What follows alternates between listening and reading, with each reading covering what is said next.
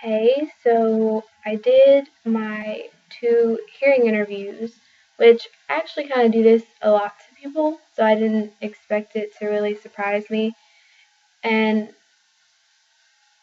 in a way, it didn't, because it wasn't anything necessarily that I have never heard for the most part. There were a few things, but for the most part, it's what I'm used to.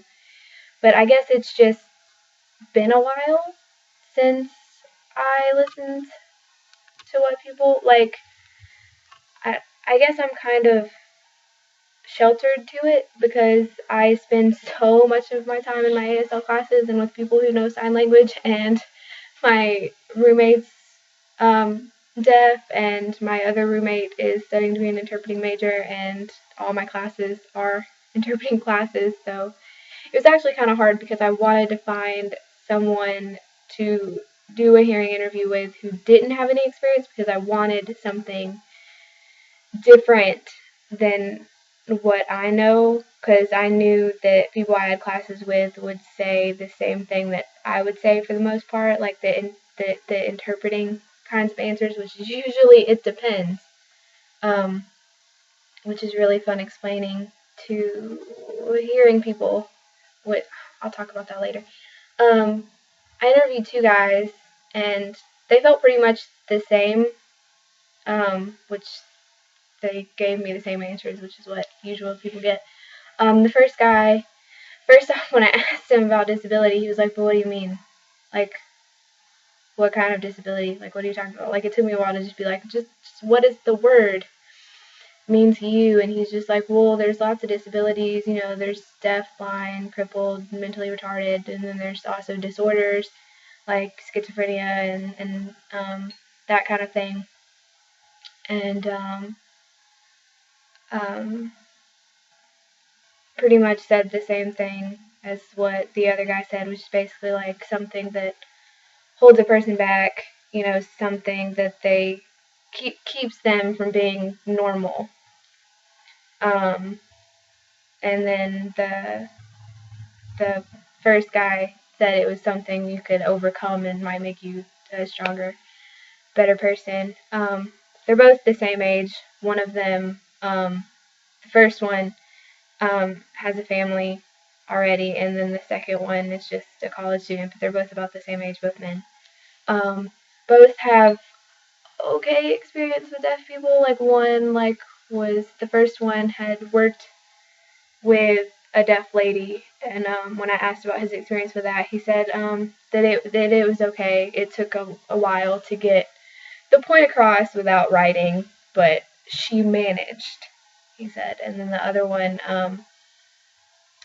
dated someone who had a deaf parent, so they kind of, it's not like they're best friends were deaf people or something like that. Like, it just kind of, they met this one person one time.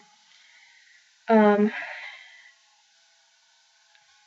the first one I had a lot more conversation with, and it got pretty deep. We were talking about deaf culture and everything, and because he said that that was like the worst, that deaf and blind were the worst, which I have heard before. I have heard that before, many a time, and it never.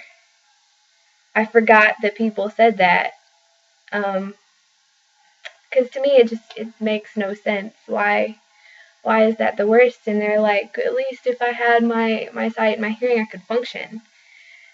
And I was like, well, what if you lost 2 of your legs and you had to get a prosthetics?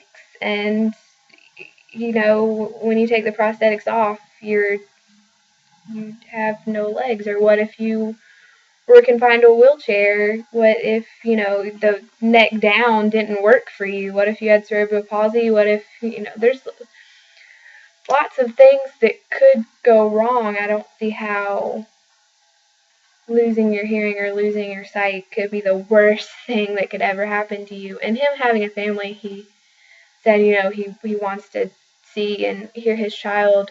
But I mean, I don't have a child, so I guess it would be saddening to not hear your child's voice anymore. But you can play with your child and see them, or I guess if you're blind, you could hear them, whichever. But I don't know. And I never got that. See, because I always say, like, because people always ask me my backup plan, what are you going to do if you can't hear, if you can't be an interpreter? It's like, well, then I'll try to teach sign language. You know, if I'm deaf, I can still communicate, and ASL can do anything that English can do, which they didn't say that it couldn't, but I have heard that before. My hearing interviews didn't say that. But he also brought up, like, why wouldn't they want to fix it? Like, wouldn't they want to be better? Because I brought up deaf culture, and not all deaf people look down on themselves. They don't exactly see it as a disability. Like, they're proud of their deafness, and, like, how could you be proud of that? And it's just like, because it's who they are. And he's like, well, if I, lost my leg, I wouldn't see myself as a crippled. It's like, but that's not the same. Like, there's a culture, and they have their own language, and they have their own culture that is theirs. They've internalized it, and no one seems to understand that it's not life altering necessarily, that they're like, but they do struggle. I mean, you're there to help them. And I was like, someone could see it as I'm helping you, because deaf people can communicate just fine without me. I know when we had a silent day for deaf culture, I had zero problems communicating throughout the day, because I have interpreting friends, deaf ed friends. I just signed all day. It was no problem. I go to work. It was the hardest thing ever, and there was, a great divide of people. Some people who wanted to try to communicate with me, who had patience, and other people who just, if you can't talk to me, then I'm not going to worry about it. So, but before that, I mean, you can communicate fine. It's only when there's a hearing person who doesn't know sign language that it's a problem.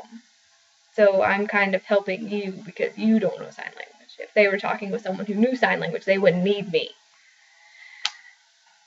And the first guy was like, well, you can't expect 800 billion people to learn sign language. He used, immigrants coming into this country, like, they have to learn the language. And I was like, but it's American Sign Language. Like, this is the language. This is where they live. Like, it's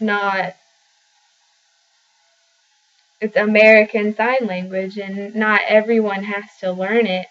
But, I don't know. We kind of stalemated in this interview. We just had to kind of be like, okay. Like I said, the second interview wasn't as eventful as the first one, because we didn't go as deep. Yeah, it was definitely interesting. I'll be interested to do the deaf interviews and see how that goes, how they feel about autism based on what I've heard and know. I'm sure it's going to be rather interesting. I am excited to hear what they have to say about interpreters, because I can't really learn anything about interpreters from hearing people, because they don't really have any experience with it or anything.